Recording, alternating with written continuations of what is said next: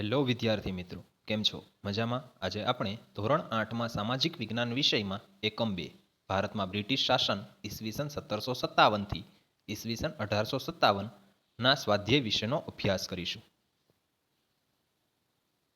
પ્રશ્ન પહેલો, નીચેના પ્રશ્નોના ઉત્તર એક વાક્યમાં લખો. પહેલું, મીર જાફરને હટાવીને અંગ્રેજોએ કોને બંગાળનો નવાબ બનાવ્યો? ઉત્તર, મીર જાફરને હટાવીને અંગ્રેજોએ મીર કાસિમને બંગાળનો નવાબ બનાવ્યો હતો. બીજું, ભારતમાં કયા ગવર્નરના સમયમાં કાયમી જમાબંધી દાખલ કરવામાં આવી? ઉત્તર, ભારતમાં ગવર્નર જનરલ કોર્નવોલિસના સમયમાં કાયમી જમાબંધી દાખલ કરવામાં આવી હતી. ત્રીજું, કયા યુદ્ધના વિજયથી અંગ્રેજોને બંગાળમાં મહેસૂલ ઉઘરાવવાની સત્તા મળી? ઉત્તર, બક્સરના યુદ્ધના વિજયથી અંગ્રેજોને બંગાળમાં મહેસૂલ ઉઘરાવવાની સત્તા મળી હતી. ચોથું, રૈયતવારી પદ્ધતિના પ્રણેતા કોણ હતા? ઉત્તર, રૈયતવારી પદ્ધતિના પ્રણેતા થોમસ મુનરો હતા. પ્રશ્ન બીજો અ ટૂંકનોંધ લખો. પહેલું, બિરસા મુંડા. ઉત્તર, બિરસા મુંડાનો જન્મ 15મી નવેમ્બર ઈસવીસન 1875માં થયો હતો. તેના પિતાનું નામ સુગના મુંડા અને માતાનું નામ કરમી મુંડાઈ હતું. બિરસાનું બાળપણ ઘેટા બકરા ચરાવવામાં, વાંસળી વગાડવામાં અને અખાડાની રમતોમાં પસાર થયું હતું. કુટુંબની ગરીબીના કારણે બિરસા મુંડાનું બચપન પિતા સાથે સતત એકથી બીજી જગ્યાએ સ્થળાંતરમાં વીત્યું હતું. જોકે બિરસાએ સ્થાનિક મિશનરી શાળાઓમાં શિક્ષણ મેળવ્યું હતું. તેણે બચપનમાં મુંડા લોકો અને દિક્કુઓ એટલે કે બહારથી આવેલા વચ્ચેના સંગ્રામની વાતો સાંભળી હતી.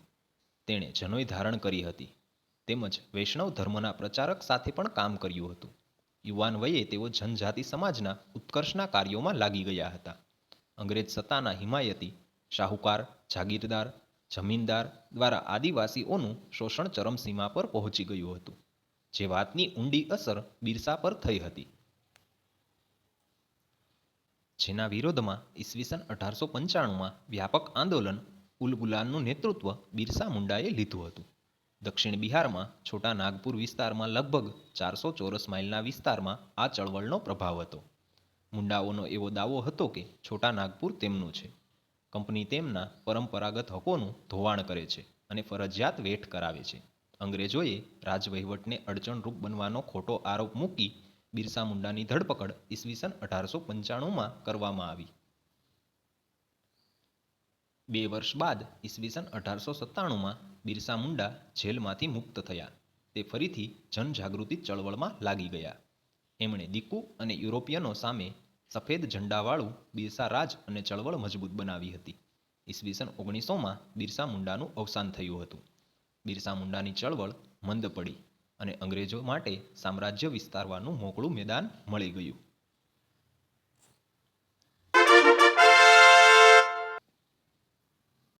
બીજું, રૈયતવારી પદ્ધતિ. ઉત્તર, 19મી સદીની શરૂઆતમાં ઈસવીસન 1820માં મુંબઈ અને મદ્રાસ એટલે કે ચેન્નઈ પ્રાંતોમાં રૈયતવારી પદ્ધતિ લાગુ કરવામાં આવી હતી. તેના પ્રણેતા થોમસ મુનરો હતા. તે સમયે તેઓ મદ્રાસ એટલે કે ચેન્નઈના ગવર્નર હતા. આ પદ્ધતિમાં જમીન ખેડનારને જમીનનો માલિક બનાવવામાં આવ્યો હતો. સરકારની શરત મુજબ ખેડૂતે જમીન મહેસૂલ ચૂકવવાનું હતું. આ પ્રથાથી જમીનની માલિકી હકનો કોઈ ફાયદો થતો ન હતો. તેના કારણો આ મુજબ હતા. પહેલું, જમીનનું વધારે પડતું મહેસૂલ. બીજું, સરકાર ઈચ્છે ત્યારે જમીન મહેસૂલમાં વધારો કરવાનો હક ધરાવતી હતી. ત્રીજું, કોઈપણ સ્થિતિમાં અનાજ ન પાકે કે નાશ પામે તો પણ રૈયતે જમીન મહેસૂલ તો આપવું પડતું હતું. ત્રીજું, મહાલવારી પદ્ધતિ. ઉત્તર, મહાલવારી પદ્ધતિનો અમલ ઉત્તર પશ્ચિમ પ્રાંત અને થોમસ મુનરો મધ્ય ભારતના કેટલાક પ્રદેશોમાં થયો હતો. હોલ્ટ મેકેન્ઝી નામના અંગ્રેજ અધિકારીએ ઈસવીસન 1872માં મહાલવારી પદ્ધતિ દાખલ કરી હતી. બ્રિટિશ મહેસૂલી દફતર એટલે કે રેકર્ડમાં ગ્રામ અથવા ગ્રામના સમૂહ માટે મહાલ શબ્દનો પ્રયોગ થતો હતો. મહાલનું એકમ ગ્રામ અને ગ્રામનો સમૂહ હતો. આ પ્રથા અનુસાર મહેસૂલનું એકમ ખેડૂતનું ખેતર નહીં પણ સમગ્ર ગામ કે ગામની જમીનના સમૂહનો સમાવેશ થતો હતો. આ પદ્ધતિમાં ગામનું સર્વેક્ષણ કરી ખેતર અથવા ખેતરોના ઉત્પાદનની આવક વગેરે ધ્યાનમાં લઈ જમીન મહેસૂલ નક્કી કરવામાં આવતું. આથી આ પદ્ધતિ મહાલવારી પદ્ધતિ તરીકે ઓળખાય. જમીન મહેસૂલ વસૂલ કરવાની જવાબદારી ગામના મુખીને સોંપવામાં આવતી. અંગ્રેજોએ પરંપરાથી ચાલી આવતી જમીન વ્યવસ્થામાં મૂળભૂત ફેરફારો કર્યા. પરિણામે ભારતીય ગામોની સ્થિરતા, સ્વાયત્તતા અને સાતત્ય છિન્ન ભિન્ન થયા. પ્રશ્ન બીજો બ. નીચેના પ્રશ્નોના ઉત્તર લખો. પહેલું, કાયમી જમાબંધી પદ્ધતિમાં ખેડૂતોનું શોષણ કેવી રીતે થતું હતું? ઉત્તર, આ પદ્ધતિમાં ખેડૂતોનું શોષણ થતું હતું કારણ કે તેને નિશ્ચિત કરેલું મહેસૂલ જમીનદારને આપવું પડતું. જમીનદાર તેના ઉપર જુલમ કરીને પણ મહેસૂલ વસૂલ કરતો. જમીનદારે દર વર્ષે નિશ્ચિત કરેલ કરાર મુજબની રકમ સરકારમાં જમા કરાવવી પડતી. તેમ છતાં કાયમી જમાબંધી જમીનદારોની તરફદારી કરતી હતી.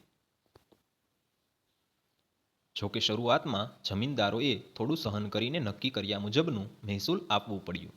જે મહેસૂલ ના ભરી શક્યા તેમની જમીન જપ્ત થઈ, પણ પાછળથી જમીનદારો જમીન ખરીદવા લાગ્યા. સરકારને ખેડૂતના વિકાસમાં રસ ન હતો. પરિણામે બંગાળમાં ખેડૂતોના ઘણા વિદ્રોહો થયા અને અન્ન ભંડાર તરીકે ઓળખાતું બંગાળ કંગાળ બન્યું.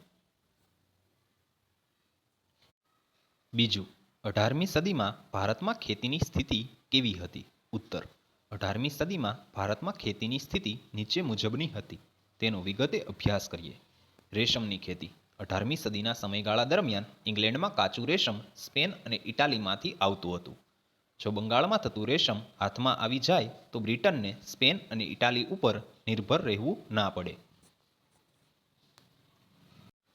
આથી કંપનીને ગમે તેમ કરીને ખેડૂતો ઉપર જુલમ ગુજારીને પણ 19મી સદીના અંત સુધી ભારતમાંથી નિકાસ થતા રેશમ ઉપર પોતાની સત્તા સ્થાપી દીધી હતી. ગળીની ખેતી. ઈસવીસન 1790 સુધી યુરોપિયન દેશો ગળીનો પુરવઠો કેરેબિયન દેશોમાંથી મેળવતા હતા, પરંતુ તેનું ઉત્પાદન ઘટવાથી ભારતીય ગળીની માંગ વધવા લાગી હતી.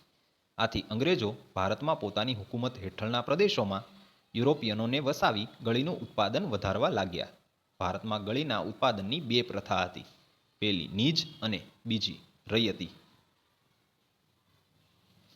નીજ પ્રથામાં ઉત્પાદકો પોતાના હળ, બળદ તથા ઓજારોનો ઉપયોગ કરી ખેતી કરતા. છોડ તૈયાર થાય ત્યારે કાપીને કાચો માલ કારખાનામાં પહોંચાડવામાં આવતો.